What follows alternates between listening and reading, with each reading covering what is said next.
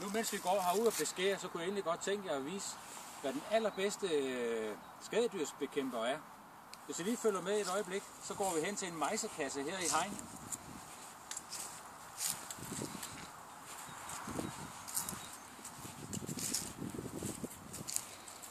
Hvis man sætter sådan en mejsekasse op i sin have, så har man den allerbedste skadedyrsbekæmper, man kunne tænke sig.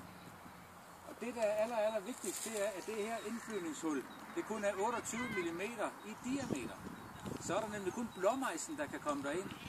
Og blåmejsen, den spiser mellem 3.000 til 4.000 insekter om dagen. Og de kan komme ud og sidde på alle de tynde grene i æbletræerne og i kirsebærtræerne og alle de andre frugttræer, man nu har. Så invester i en lille fuglekasse til blåmejs. Så er I godt hjulpet.